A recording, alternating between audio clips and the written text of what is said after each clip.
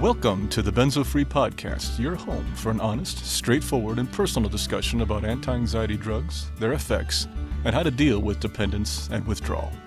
Whether you have taken benzodiazepines, Z drugs, or any other tranquilizers, know someone who has, or you just want help dealing with chronic anxiety and insomnia, this is your podcast. I'm your host, D.E. Foster, author of the book, Benzo Free, The World of Anti-Anxiety Drugs and the Reality of Withdrawal. I'm so glad you joined us today. Please stick around and let me bend your ear for a few minutes. It just might feel a little better on the other side.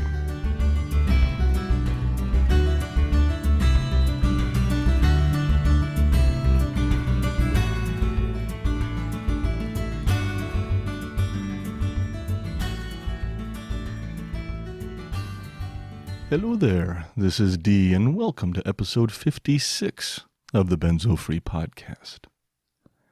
This is a special episode of the podcast today. I guess I've been doing a few special episodes lately. This is our Smile episode, and if it works, it might even become the first of many. We'll see how it goes. The goal of the Smile episode is to share mostly positive messages throughout the entire episode. That's it. No big fancy agenda or complex tapering schedules, no list of symptoms or timelines for healing, no trigger warnings of any kind. Just positive stories to help lift our spirits. This is something that's been asked for in the emails I've been receiving, so I really hope you like it. And in the spirit of good things and positivity, I do want to share some changes and future additions to Benzo Free this year here in the introduction. Not a lot of details here, but at least a few teasers so you kind of know what to expect and what's been going on here at Benzo Free. This week, we just launched our new homepage for the website. You can check it out at, yes, you guessed it, benzofree.org. Over the coming month or two, I will be updating the back pages of the site too to fit in with the new design and, well, update their content. A new section that we'll be adding to the website this year will be Benzo Stories. Yes, the same section that we've been covering in our podcast since its beginning. This new section will include all the Benzo stories we have shared on the podcast, plus some that we haven't. And they will all be available for your reading pleasure at your leisure. Another section that will be getting a complete overhaul is our book section, which right now includes only my book. That was pretty selfish of me, wasn't it?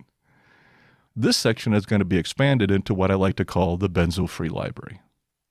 As much as I'd like for people to read my book, there are so many other great books out there which people need to know about. I hope you'll like that addition. I'm excited about that one. And those are just a few of the changes that will be coming to the website this year. As for the podcast, I'm in the process of developing the Benzo Free Roundtable. This will be a group of people from the Benzo community who will be featured on the podcast every month or two to discuss topics and answer questions about benzos, dependence, withdrawal, and much more. And we here at Benzo Free are also active in regional and national legislative action, setting up benzo-specific withdrawal clinics, and raising awareness across the globe. Now, most of the ideas for these enhancements and additions have come from you, the Benzo Free community, and they are only the beginning. But there's a lot to be done, and I need help. I'm just one person here. Some of you have already donated your talents and efforts to the Benzo Free community, and I am beyond grateful for that help. But this is a big list of things to do. If you want to learn more about lending your skills to what we are doing here, just let me know. And you can learn more about opportunities by going to benzofree.org/support/contribute. And I guess this brings me to another topic, one I've been avoiding for a long time. I know this is the Smile episode, and this part may not make all of you smile, but it's something whose time has come. And as much as it feels like pulling teeth for me, I have to address it. If you took a look at the new homepage on the website, or maybe a few of you are looking at it right now, you might have noticed a few new links towards the top of the homepage. No, not the one that says listen. Keep going. No, not the one that says subscribe. One more over. Now you see it. Yes, it's the dreaded donate button. Da, da, da. I just had to add that there. Anyway, and this is when everyone turns their phone off, headsets get yanked out of ears, or people quickly fast forward to skip this entire introduction section. And I don't blame you. I might have done that too. But for those few of you who are still here, thanks. No, in all seriousness, this isn't that bad. I promise you, no PBS pledge drive here. Trust me, I hate this part more than you do. Honestly, I hate this. But if you give me just a minute or two, I'll explain what's going on and it will be all over with. The truth is, in the past few weeks, I've had a few people reach out to me and ask if they could donate financially to what we do here at Benzo Free. Trust me, this was a big surprise, a very pleasant big surprise. I wish I could say that accepting donations here has never crossed my mind, but then I would be lying, so I ain't gonna do that. The thing is, finding a way to fund what we do here at Benzo Free has been on my mind for over a year now. Actually, ever since its inception. Here's the thing. Benzo Free loses money every month, and has for over a year. We have expenses, startup and monthly expenses, and almost no revenue stream. Not the best business model, I know. I need to work on that. The only source of revenue for Benzo Free is the sale of my book, and that doesn't even start to cover a small percentage of our costs. Now, perhaps the if you build it, they will come method of business isn't the most financially stable, but I truly believe in what we are doing here, and I know there's a way to make it work. One of the things I love about Benzo Free is that it is a community and has been from its beginning. And it is free and open to everyone.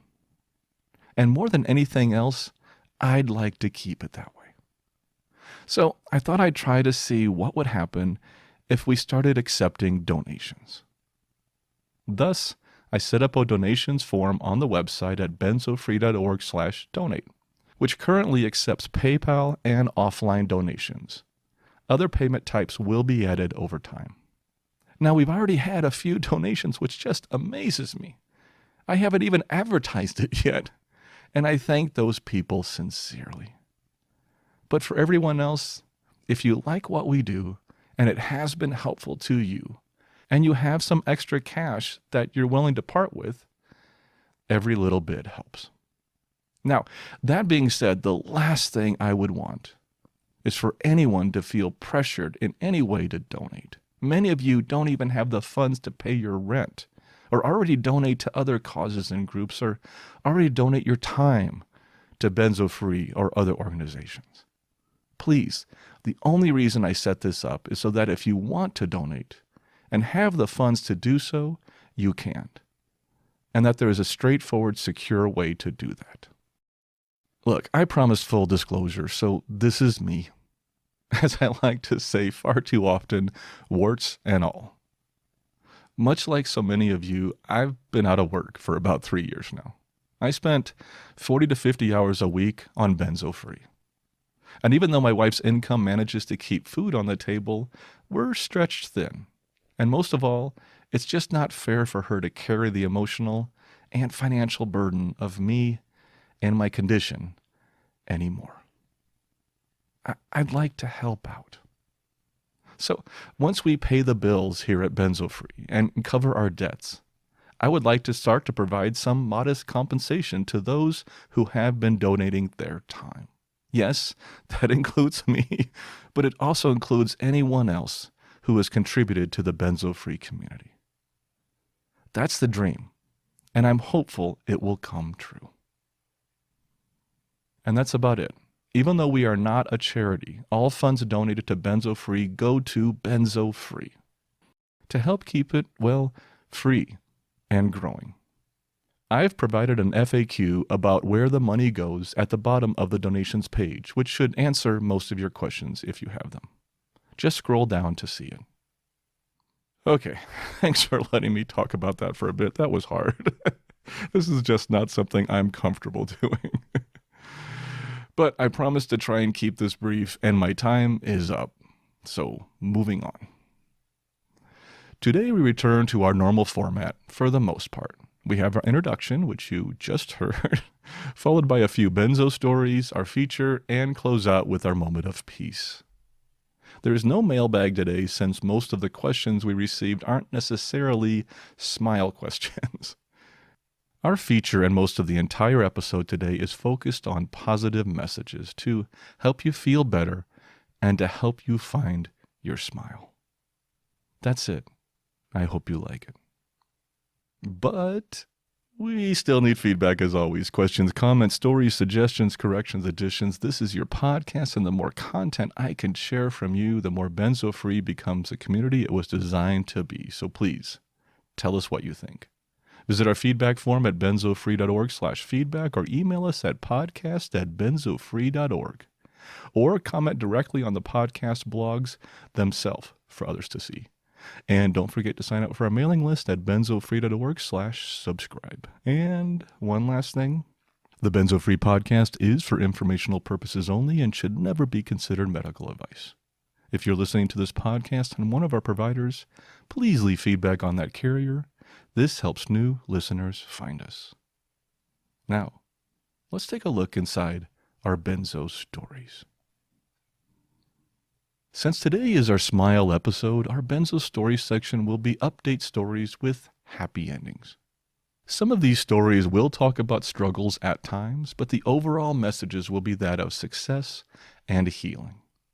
And for that, I must thank you, our listeners, for hearing the call and sending in some positive stories to share. Please keep them coming, all of them, the good ones, the bad ones, anything that describes your struggles or what you've gone through with benzo withdrawal. Our first story is from Rick in Charleston, South Carolina. Rick and I have been emailing back and forth since June of last year. That's a while. Rick has been a huge supporter of Benzo Free and a friend to me along the way. I originally shared Rick's story back in episode 29 of the podcast titled Tight, Tense, and Twitching, Muscular Symptoms in Benzo Withdrawal. Rick recently sent me a short email with some updates, and I wanted to share them with you on the podcast. I asked him if it would be okay, and he graciously agreed.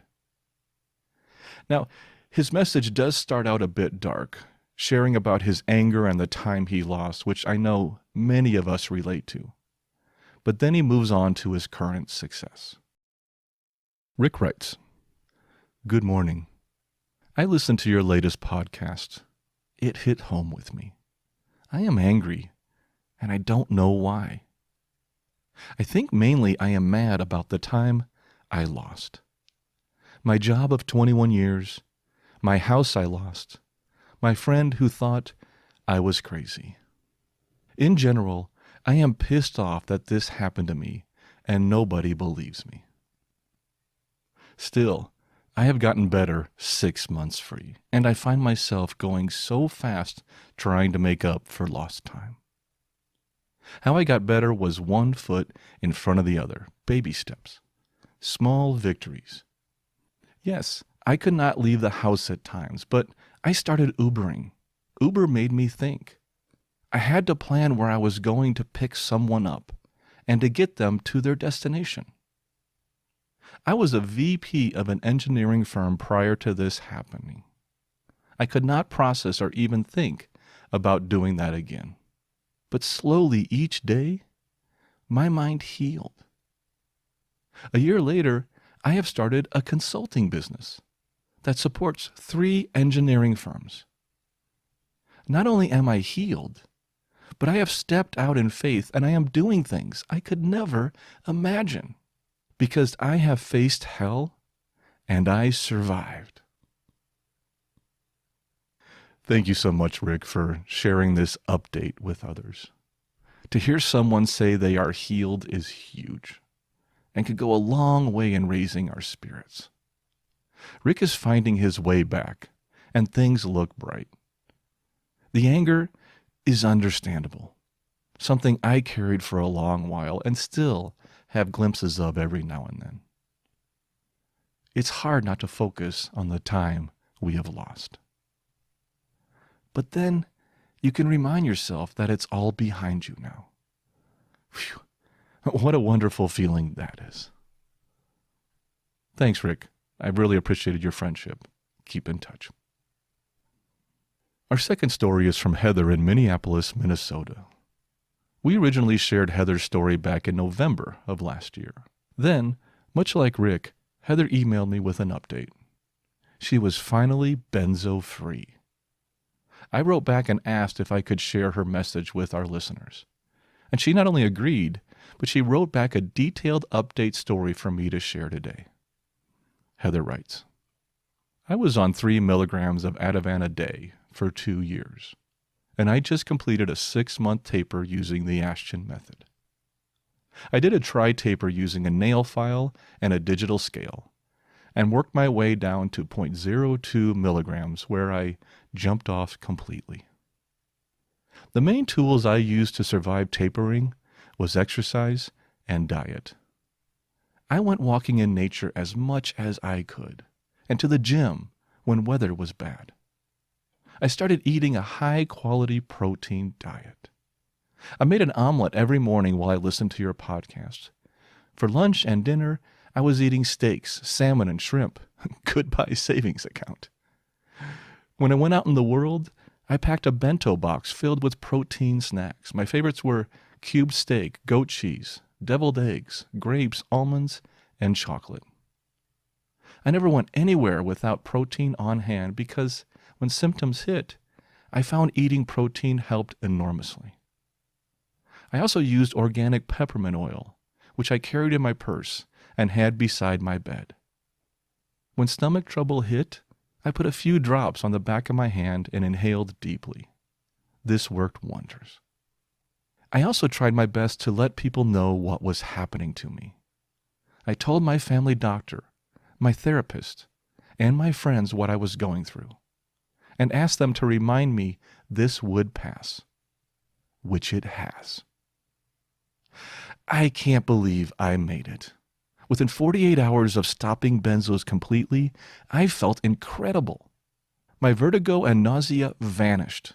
So did all my terrible bathroom problems. They just stopped. My light and sound sensitivity have vastly improved. Now, I am very, very tired, but I don't feel sick. I think the tiredness comes from my brain relearning how to interpret the world. And every day, I feel a little bit stronger. I burst into tears when I walked around the lake for the first time in 2 years, benzo-free. I now know which symptoms were from benzo tolerance and which symptoms were from withdrawal. All of my tolerance symptoms are gone. Practically overnight, they're just gone. It's like the nightmare has ended and the sun came out. Being off benzos has been a joy, a relief. I feel so much better and have so much hope for the future. I pray that everyone listening hangs on, rides out the symptoms, and remembers, as long as you go slow and refuse to backtrack, you will make it to the other side. I will keep you updated as I continue my healing journey, which you, Dee, have been so much a part of. Listening to your podcast kept me sane, educated me, and let me know I was not alone. And for people going through this hell, knowing you're not alone and that better days are ahead is everything. So much love, Heather in Minnesota. Okay, I need a minute after that one. Oh, Heather, thank you so much for that story. The stories like Heather's are far more common than most of us think. Far more common. Unfortunately, most people don't come back and share their successes with us, as I've told you, and as Heather did. People do become benzo-free and have very few symptoms when they do. This is the majority of people. Heather had a wonderful message in her story, and I am so glad she shared it with us today. Thank you, Heather, and yes, please keep in touch. We all want to know how you are doing. And our final story is from Sarah in Forest Grove, Pennsylvania. Much like Rick in our first story, I've been corresponding with Sarah for over 7 months now. Her ongoing feedback, comments on the podcast posts, and emails have been a wealth of support and information for us.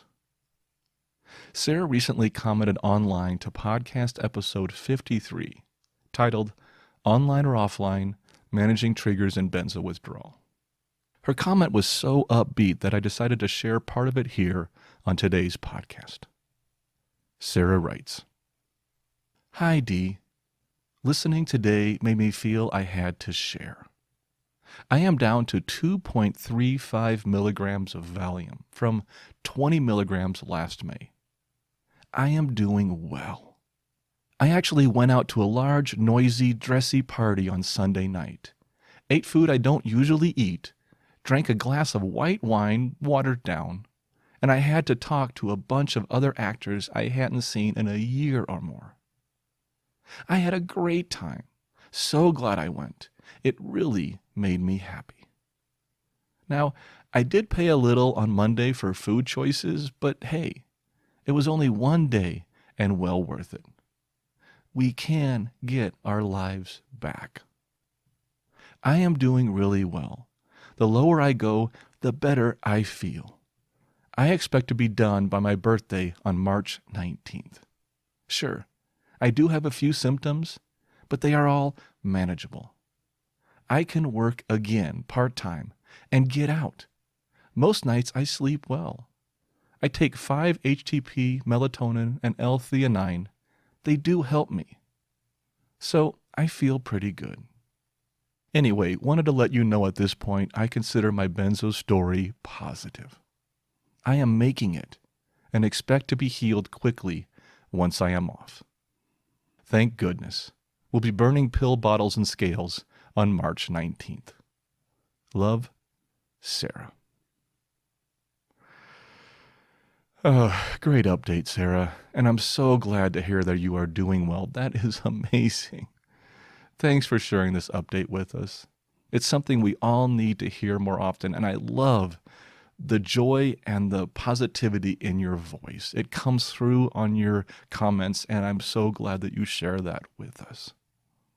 Please keep in touch, and if I don't talk to you before then, happy birthday.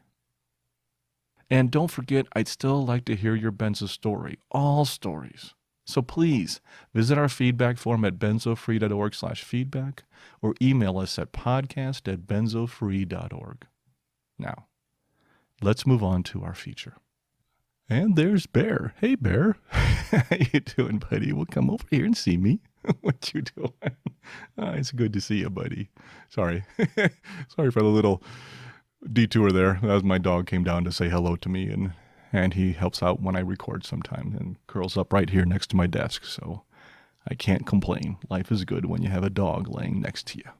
It's that simple. And maybe that's a good way to start the feature. That wasn't written, but there it was.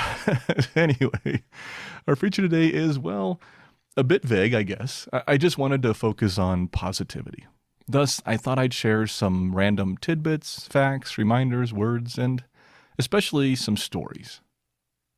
You know, we learn more from stories than almost anything else in our lives.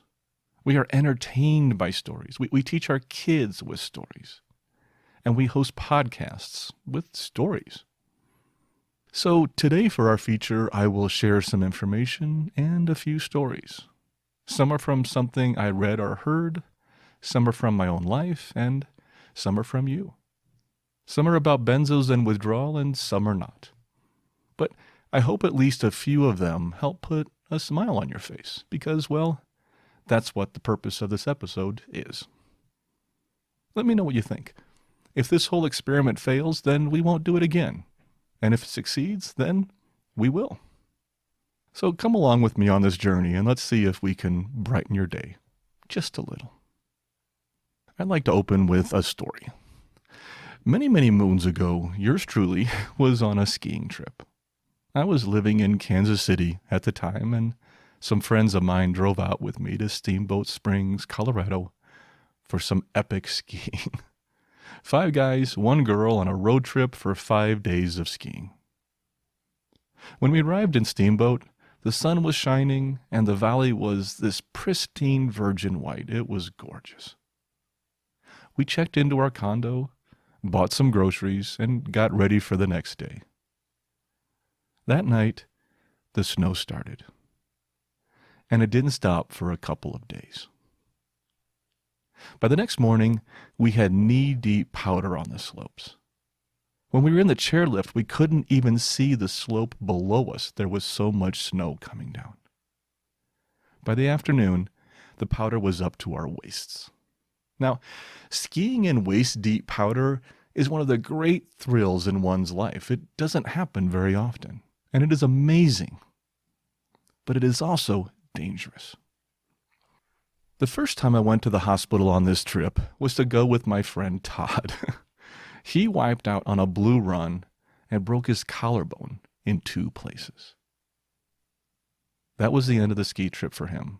The rest of the time, he just had to hang out in the condo, heavily medicated. The second time I went to the hospital was with Kevin, who tore a ligament when he got tangled up in one of those orange mesh fences they put up to slow down your skiing. I guess it didn't work in his case. When the ski patrol guy started to tell me where the hospital was, I said, "No need. I know where it is." But the real story here starts when I was in the hospital waiting room, waiting on Kevin. That's when I met this kid, about 12 or so, sitting in a chair across from us, and he was smiling. One of the biggest grins you'd ever see. Eventually, I made eye contact with him and asked him how he is. And when he started to speak, it was really hard to understand him. He had this profound lisp, and it wasn't long until we understood why. The boy eagerly started to tell his story. You see, he was doing a bit of tree bashing. That's our term for skiing on trails between the trees. When he got his ski caught under an exposed root. This sent his body flying forward. And as we often do, he opened his mouth without thinking and stuck out his tongue. Now, he never saw the branch coming, but he quickly knew he was in trouble. Just then, as the kid is telling this story to us, he opened his mouth wide, stuck out his tongue, and there were 4 stitches right down the middle of it. He went on to tell the rest of the story that he was yelling for help on the slope and how long the ski patrol took to get there, the arduous process of removing bits of wood and cleaning the wound, and how long and hard his healing process would be. But he did all of that with a smile on his face. I asked him if it still hurts, and he said, like hell, but again, with a smile on his face. And then he put his tongue back in his mouth and sat down with an obvious sense of deep inner satisfaction. Now, 30 years later, I still carry this story with me. Not because of the extremely bizarre nature of his injury, and it is bizarre, but because of his attitude. I learned a significant lesson that day from a 12-year-old kid. He was happy because he had a story to tell, and he couldn't wait to tell it. That was his perspective, and it made everything better. You know, one of the most common complaints I hear from people, especially people outside of the benzo community, is how bad life is these days. So many people think that life is worse now than ever before. I mean, it's easy to come to that conclusion. Just look at the news, read your digital media feed, talk with your neighbors and gossip with friends, or listen to one stump speech. It doesn't matter on which side during a political election cycle. Terrorism, school shootings, obesity, healthcare costs, eroding freedoms, cancer, climate change, extinction of species, poverty, illiteracy, inequality, viral pandemics, and on and on. I know this is a smile episode. I better stop this list now. But it's quite clear by this list that our world is going downhill fast. Isn't it? When I was researching my book, I came across the website Our World in Data.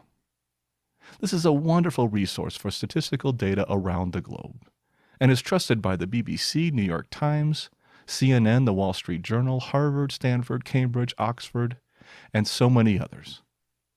It contains over 3,300 charts across 297 topics, and is a wealth of information for anyone doing research. Go check it out. You might be interested to see what you find. You can find it at ourworldindata.org. Anyway, back to the topic at hand. By most statistical measures, our lives are significantly better, if not staggeringly so, than at any other time in human history. Don't believe me? Let's look at a few quick stats. And this is just a very brief sampling. I mentioned some of these all the way back in episode 4 of the podcast, but I think it's worth repeating some of them here again. In the 1300s, the bubonic plague wiped out 1/3 of the entire human race. 1/3. By today's numbers, that would equal approximately 2.5 billion people. Today, we have either eradicated or significantly reduced the effects of polio, smallpox, tuberculosis, cholera, the Spanish flu, and the bubonic plague. In 1800, 88% of the world population was illiterate. In 2014, that number was less than 15%.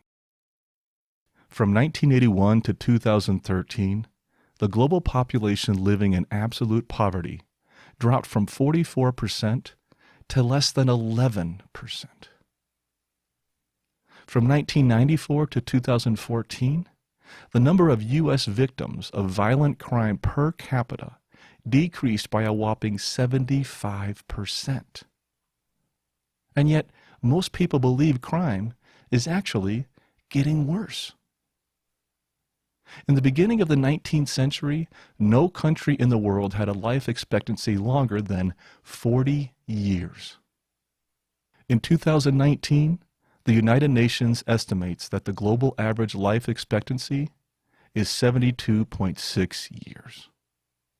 In the vast majority of human history, about 27% of newborns died in the first year of life, and 46% died before they reached adulthood. Just think about that.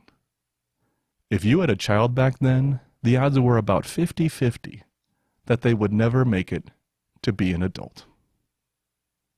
Today, only about 3% of newborns die in their first year, and about 5% die before they become an adult. Most of those gains happened in just the past 100 years. Today, many of us have access to air conditioning, airplanes, automobiles, dishwashers, electricity, indoor plumbing, the internet, lawnmowers, microwave ovens, paved roads, radio, TV, video games, and so many other labor-saving, time-saving, life-saving, and pleasure-inducing inventions. There are 1,000 more stats I would love to share, but I hope I made my point. I know for many of us, benzo withdrawal is hard, extremely hard, and it colors our view of the world with this gray, dull latex coating. But that's not reality. Next time you get down on life, just remember a few of these stats. When you finish your healing from benzodiazepines, your eyes will clear, and your perspective will be less tainted, and you will see this world with bright, clear eyes and realize how lucky we really are. A few months ago, my wife shared a story with me she found online. It really warmed my heart when I heard it, and I thought it might lift your spirits too. Stories can do that. I'll credit the story after I tell it. The title kind of gives the plot away. A woman who lost her father 4 years ago continued to text him every day just to update him about her life. In her texts, this woman shared her highs and lows, including her battle with breast cancer, her graduation from college, and her broken heart. She never got a response until one day something appeared on her phone. It read, "My name is Brad, and I lost my daughter in a car wreck August 2014, and your messages have kept me alive. When you text me, I know it's a message from God. I have wanted to text you back for years, but I didn't want to break your heart." He told her that he was sorry she had to go through this, and that he was very proud of her. After receiving the text, the woman posted on Facebook, "Today was my sign that everything is okay, and I can let him rest." The article was titled, "Arkansas Women Texted Father's Number Every Day After He Died. She Got a Response 4 years Later," and it was written by Morgan Phillips. I believe little stories like these feed our spirit and help us see the good in the world around us. One of my favorite books on my bookshelf is quite simple. Actually, it's very simple. Its title is 14,000 Things to Be Happy About, and it's written by Barbara Ann Kipfer. The book is exactly what it says. It's a list of 14,000 things to be happy about. And I thought I'd share just a very small sampling of them with you here today. In fact, why not try this as an exercise, if you want to? Close your eyes, only if you're in a safe place, of course. And picture these images as you hear them. Here we go.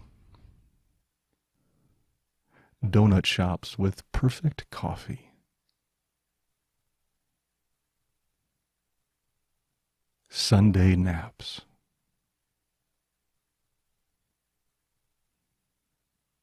Buying your first house.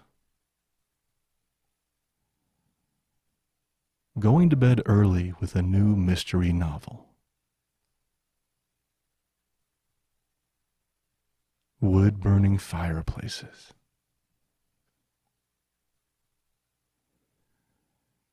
Woodstock, the Bird and Peanuts.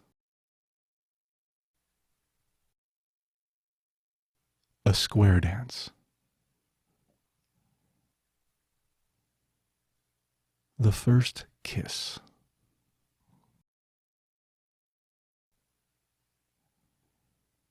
The Art Institute in Chicago, one of my favorites.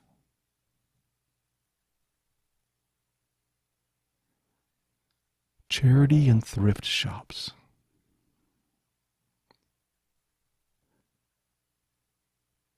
The teacher you remember most.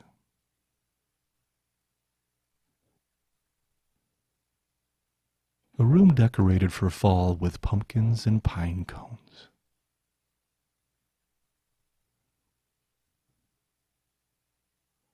Pizza and beer.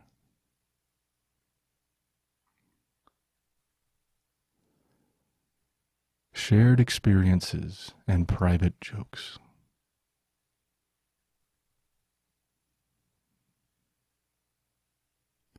Angora cats.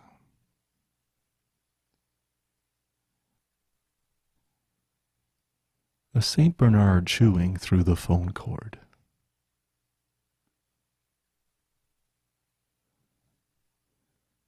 Spinning pennies.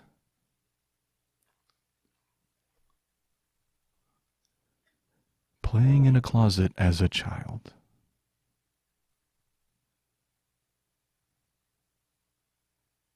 Experimental theater.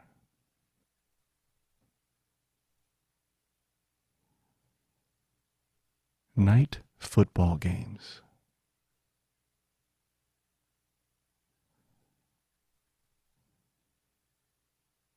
And falling asleep on someone's lap.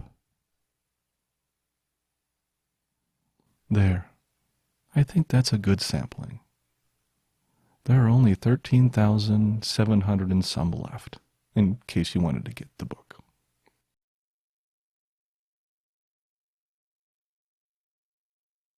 One of the benefits of hosting a podcast on Benzos is that I get the opportunity to talk with so many amazing people, both our listeners who I correspond with daily and our guests which we have on this show.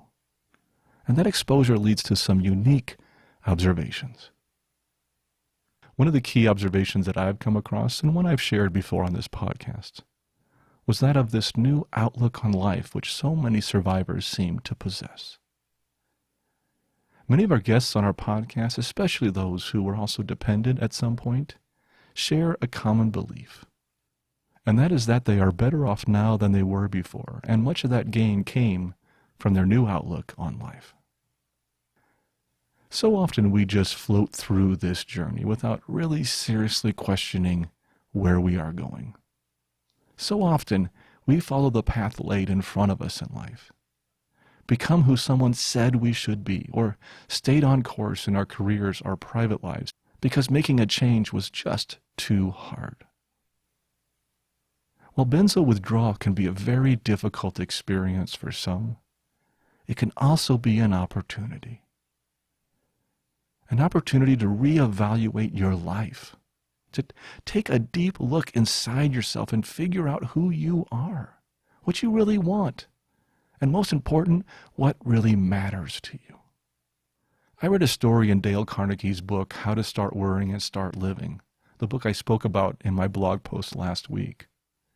It was the story of a friend of his, Lucille Blake, who was living a wonderful life by all accounts. Studying at the University of Arizona, teaching classes, going to parties, dances, horseback riding. Life was good and full and active. One morning, she just collapsed. The doctor said it was her heart.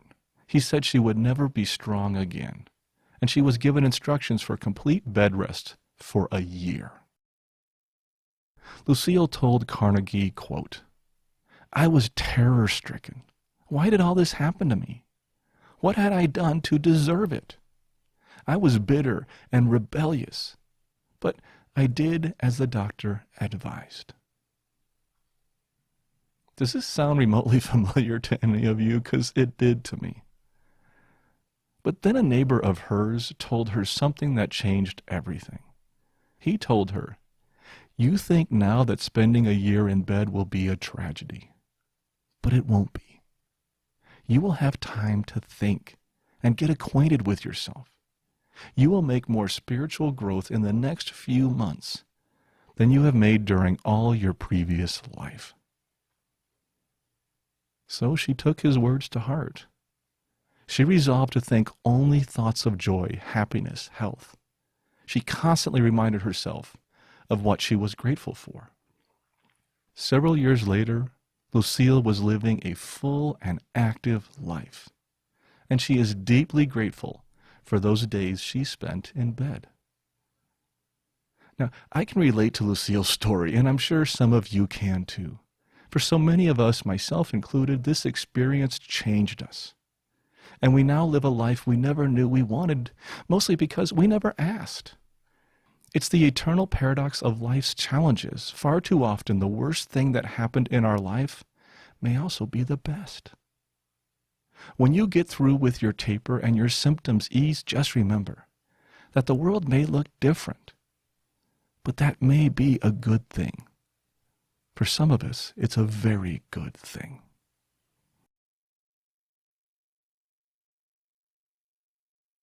Another of my favorite books during my withdrawal was a book by Mark Manson. It was titled The Subtle Art of Not Giving an F. Well, I can't say the rest of it here, but you get my drift.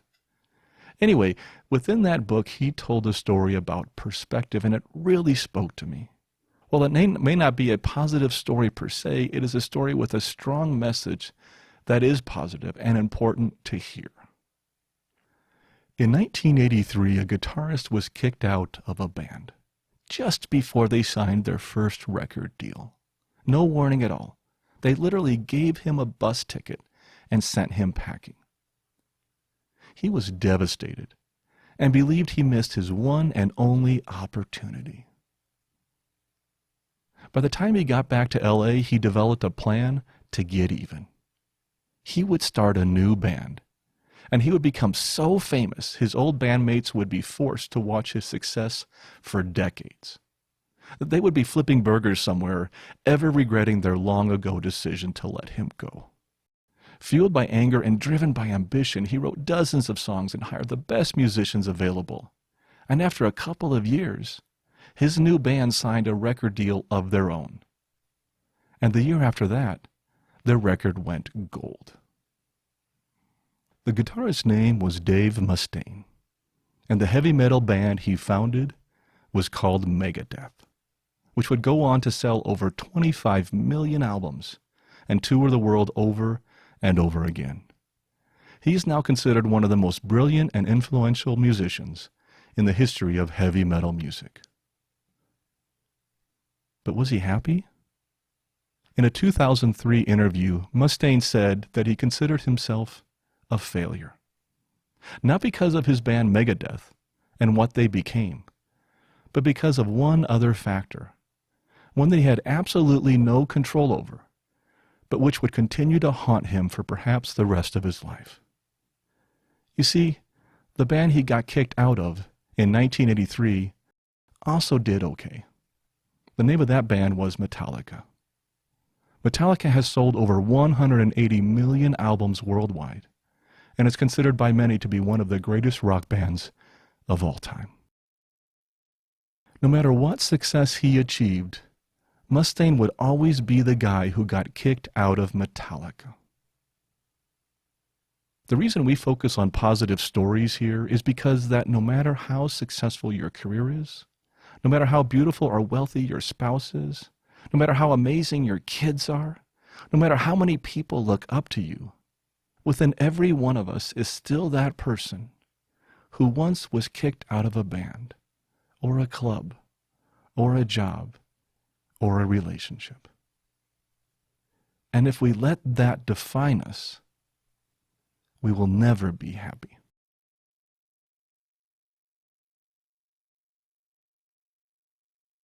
In another life not too long ago, I was a screenwriter, as I've shared with you a couple of times on this podcast, and I taught screenwriting at college and at film festivals and conferences around the country. I didn't make much money at it, but I enjoyed it. The writing was great, but it was the teaching that really fed my soul.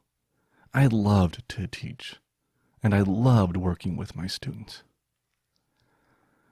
There's a question that is commonly asked of teachers at film school, and it is this: would you rather receive the Academy Award for the film you made, or would you rather have one of your students win and thank you in their acceptance speech? Well, that's a tough one. Most of us teachers chose the latter, that our students receive, if we were asked publicly, but we knew in our hearts that the former is more likely the correct answer. We wanted to win that award. Still, I really wanted to believe that it would mean more to me if my student won the award. And that thought was finally put to the test. No, I've never been nominated for an Oscar, nor will I ever be, and neither have any of my students that I know of yet. But something that took place while I was teaching led me to believe that I would choose my students over me as for winning that award. While I was teaching at the Colorado Film School, I was also on the advisory board for the Vail Film Festival, where I developed their educational programming, and I would often include my students in the festival whenever I could. One year, I set up a program in conjunction with the college so that students could attend the festival and help out as volunteers. We arranged affordable housing in Vail, they got a full pass to the festival, and got credit for their service. Each year at the festival, and with most of these festivals, we would have some celebrities in attendance, usually in conjunction with an indie film they were involved in, or perhaps they were receiving an award.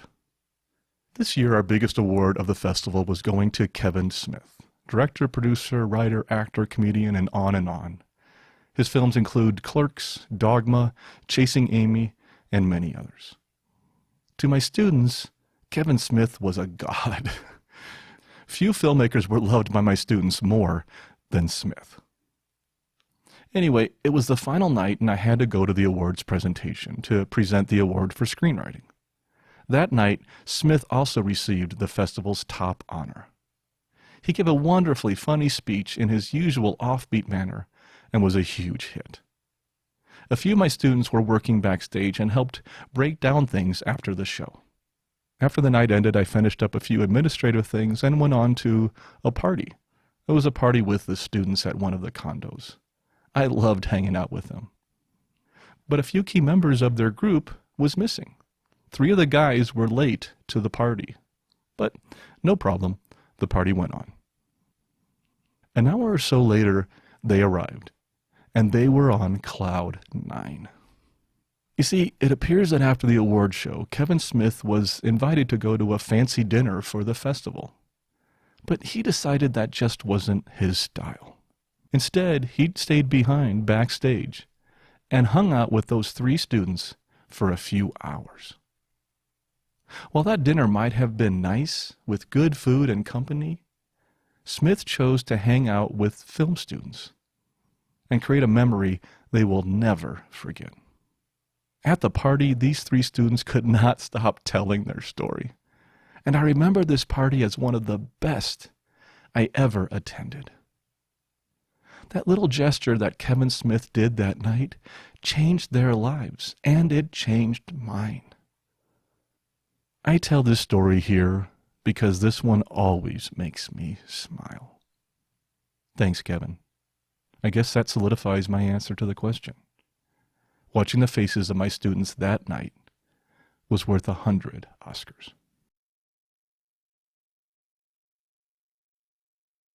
I'd like to close with some comforting words from the professor herself, Heather Ashton.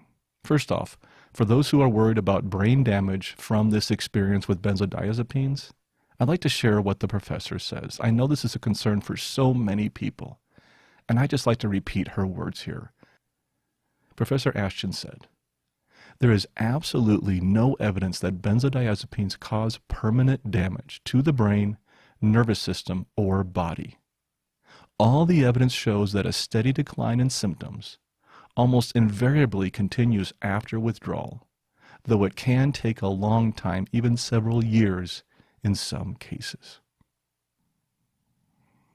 And as for overall withdrawal, she said the following statement, which I find soothing.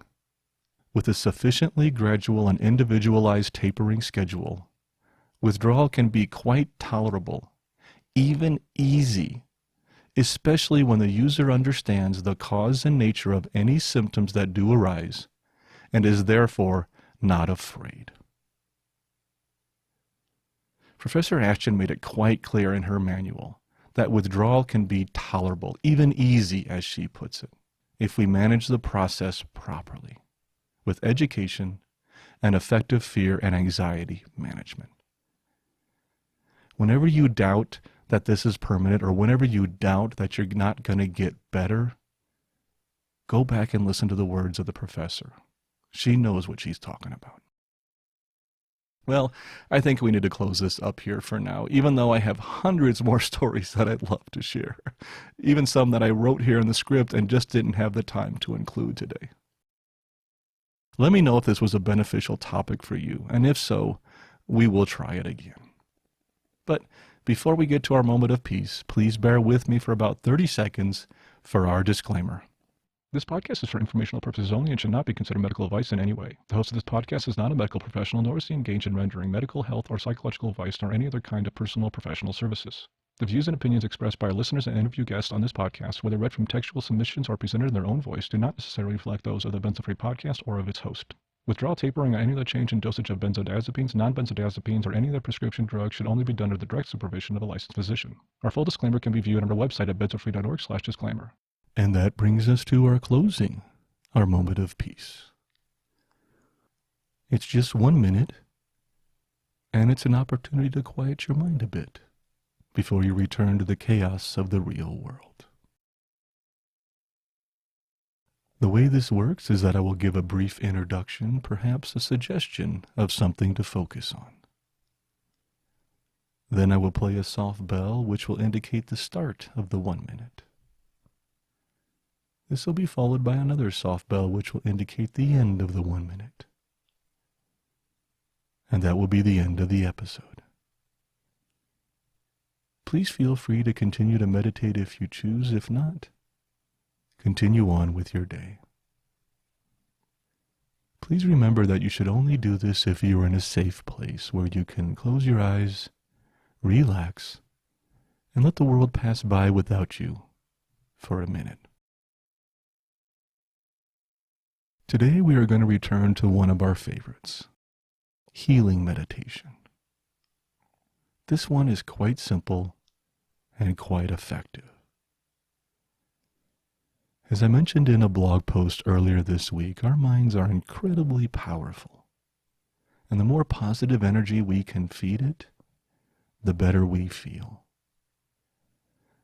So our mantra today is simply, my body is healing. As you say this to yourself, remember that these symptoms are symptoms of healing. Visualizing your body becoming healthier and stronger helps it do just that. So let's get started.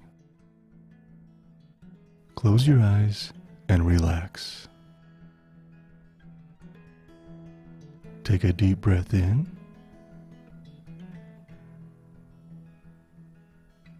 Hold it for a second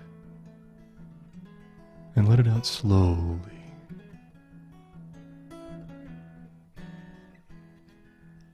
Let's do that again. Take a deep breath in. Hold it for a second and let it out slowly along with all the stress of the day.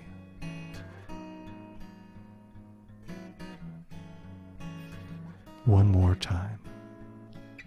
Take a deep breath in. Hold it for a second. Then let the breath out slowly, relaxing your entire body.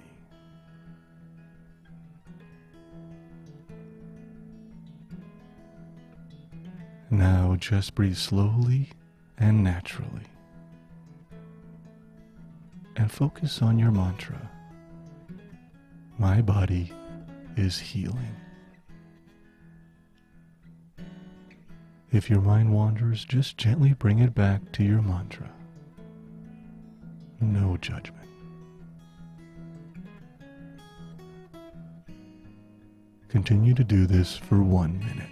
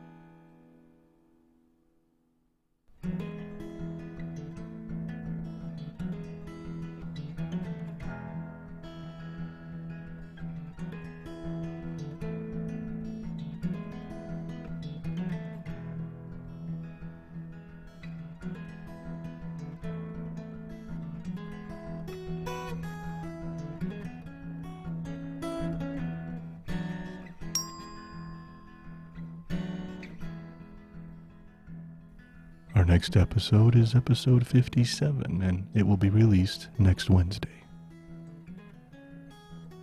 Thank you again for joining me today, and please let me know how we did.